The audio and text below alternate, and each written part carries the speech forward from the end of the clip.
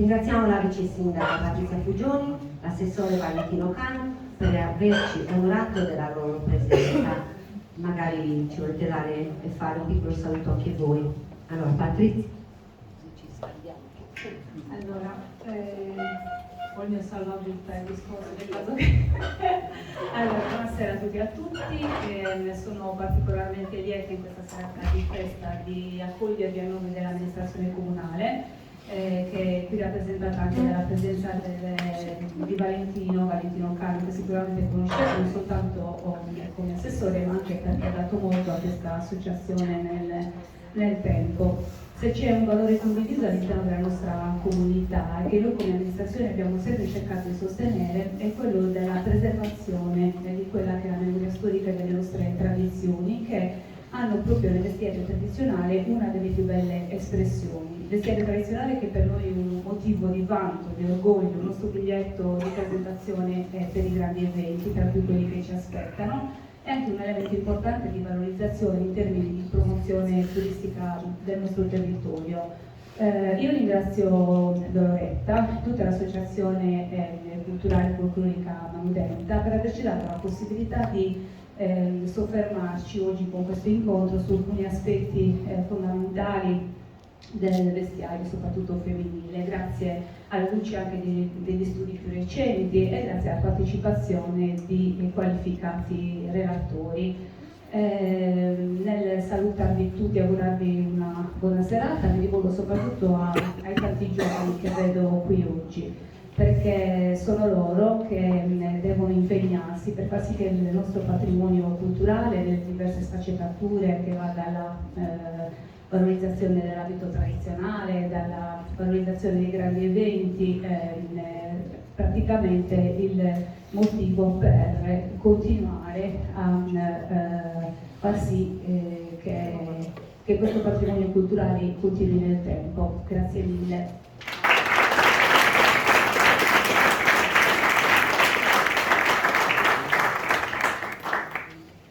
Buon pomeriggio a tutti e a tutti e buona festa della libertà innanzitutto. Ringrazio l'associazione Mamudenta, ringrazio Dororetta per questo invito. Lei ci ha tenuto a dire che era un duplice invito sia in veste pubblica che in veste privata come componente dell'associazione appunto. Sono stati 10 anni di strada insieme, ormai non durano più così neanche i rapporti d'amore, quindi insomma un bel traguardo. Siamo sopportati bene.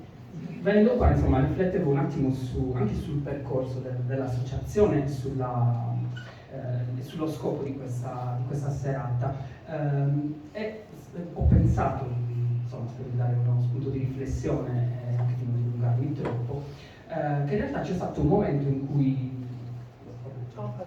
cui le associazioni folcloristiche hanno sentito la necessità di chiamarsi anche culturali, cioè come se l'aggettivo folcloristico non bastasse a legittimare invece un'attività culturale di ricerca.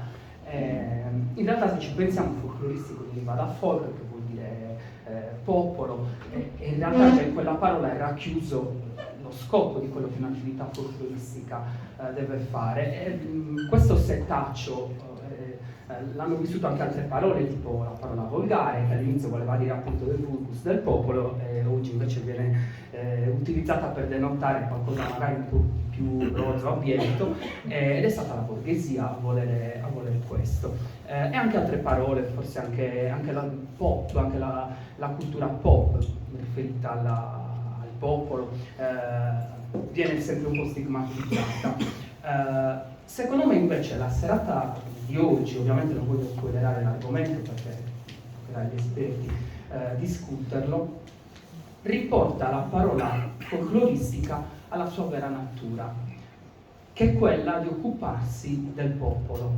Parlare oggi, avere il coraggio oggi di parlare di abiti che non sono quelli canonici o quelli più prestigiosi che hanno rappresentato anche giustamente un paese per molti anni, secondo me restituisce dignità innanzitutto alle fasce di popolazione che hanno anch'esse scritto la storia e restituisce dignità anche alla parola folcloristica. Quindi io direi riprendiamoci un po' questi termini che poi ovviamente questo è il corso della lingua italiana, hanno subito delle evoluzioni nel sentito. Non per tessere le lodi dell'associazione, ma questa è un'associazione che fin dagli albori, lo dico perché l'ho conosciuta, ne ho fatto parte, ha avuto il coraggio di lanciare il cuore oltre l'ostacolo e di non fermarsi a quelli che erano i modelli che negli anni 70 e 80, per diversi motivi ovviamente, avevano preso il sopravvento nella cultura generale. Siccome siamo nel 2024, nell'epoca in cui si fa fact-checking del banking, si cerca di capire qual è la notizia vera dalla notizia falsa, secondo me da questo punto di vista l'associazione Amanutenta ha iniziato da molto prima. Ha avuto il coraggio di aprire i cassetti e cercare di trovare il vero significato di quello che si trovava tra le mani. Ripeto, negli anni 70, senza nulla togliere a chi negli anni 70 e 80 doveva portare il nome del paese in alto, e l'ha fatto con le foci più preziose in quel momento. Forse quella era una strada anche necessaria. Oggi secondo me invece quella necessaria è questa, è quella della riscoperta, è quella dell'arricchimento del patrimonio e dei beni immateriali e materiali ovviamente che abbiamo. Quindi insomma secondo me siamo sulla buona strada. Auguro una buona serata a tutti.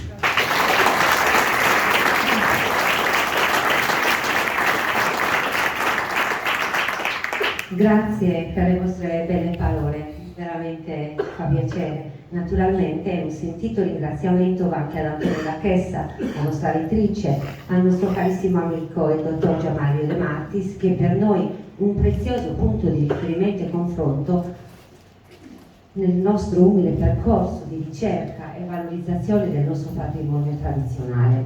Saluto e ringrazio anche te, Fabrizio, per la tua grande passione e per l'importante contributo che dai all'associazione.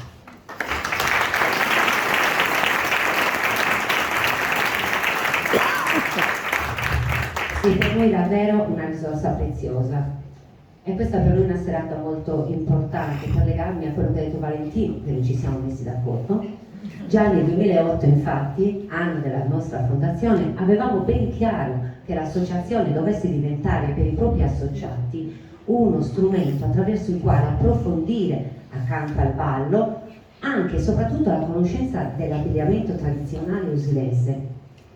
Consapevoli che il simbolo indiscusso del nostro paese rimane la capetta rossa, però noi ci chiedevamo perché durante le manifestazioni non si indossano altre varianti. I nostri abiti sono così documentati, i nostri cassetti così ricchi, perché ci siamo relegati a se falletta scovaccare senza capita niente? Veramente Osilo vanta un patrimonio materiale immenso sotto questo aspetto. E da qui che con poche difficoltà abbiamo deciso di ridare colore e dignità anche a quella parte di vestiario più semplice e dimenticato. Penso agli scialli colorati, ai grembiuli, ai fazzoletti di ogni colore, di ogni tipo di tessuto, al sudosso blu, giusto così per parlare anche un pochino dell'abito maschile, che quello nel comparto vestimentario di Osilo è sempre, le donne hanno pensato a se stesse.